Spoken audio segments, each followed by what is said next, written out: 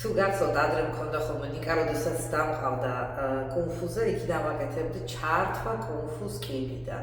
მაგრამ ძალიან მიყვარს ესეთი environment-ი რა, მომწონს და საერთოდ ფერი ნაცრისფერია. მე მithos თუმე ნიუ-იორკის ფერია ნაცრისფერზე ვგიჟდები, აი მაგრამ მიყვარს. ეხლა რა თემაზე მინდა გესაუბროთ და რა მინდა აგიხსნათ.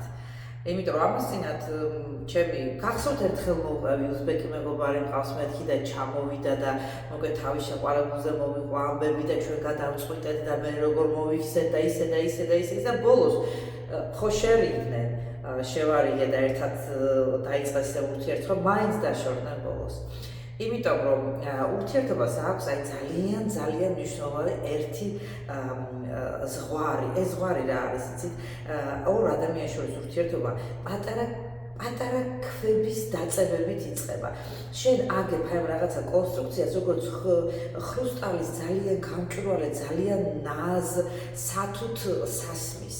აი რაღაცა ფინჯანებით არის ძალიან ლამაზი და თხელი და ძალიან სათუთი და ეს თუ შენ ერთხელ მაინც წაჰკარი ხელი ხო და გატეხე მერე დაწებებულს უკვე ასი აღარ აქიც რატო იმიტომ რომ მიწებებული მაინც ბზარით რჩება და ადრე თუ გიან მაინც განმეორდება.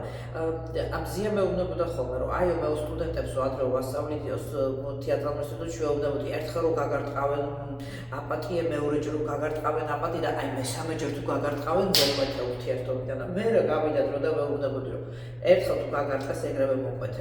რაღაც მომენტში სწორია რატო იცით რომ ადამიანის შეცვლას აზრი არ აქვს. შენ თუ ერთხელ გაგარტყეს სახეში, შენ თუ ერთხელ გიღალატეს ამ შემთხვევაში ღალატზეა საუბარი, ხო შენ უნდა იცოდე რომ ეს ადამიანი აუცილებლად მომავალში ისევ გიღალატებს.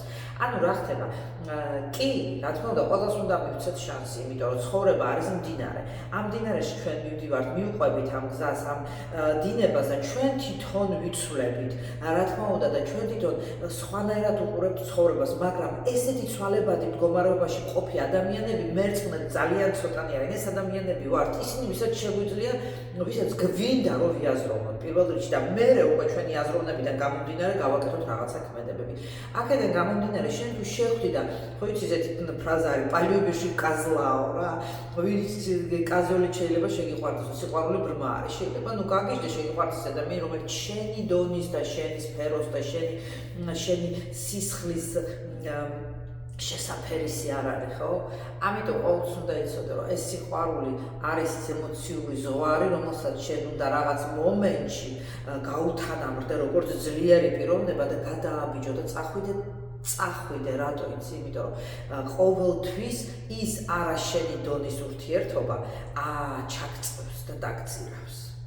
შენ ყოველთვის უნდა ეცადო გქონდეს ადამიანთან შენი დონი ხო, მაგრამ ნუ რა მე ალბათ ავტომატური კითხვა გაგიშტობთ, თუ მიყვარს რა ვქნა ხო?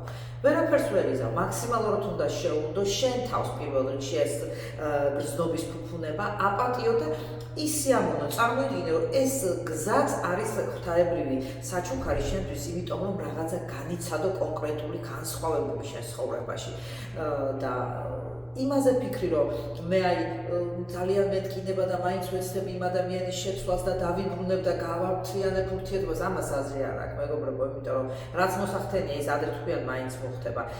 თუ საპატიებელია აპატიებს, თუ არ არის საპატიებელი არ აპატიებ, მაგრამ რაც მთავარია მდინარეში თქვენ გაჩერდებით რომ ჭაობათ არ გადაიქცეს. გაყევით ამ დინებას და იყავით ბედნიერნი თქვენი თავის პატივის წემ. ამას ძალიან დიდი მნიშვნელობა აქვს. დანარჩენი ყველა ერთი იგი წავა და სხვა მოვა ტუფასა საბაღლაოსა.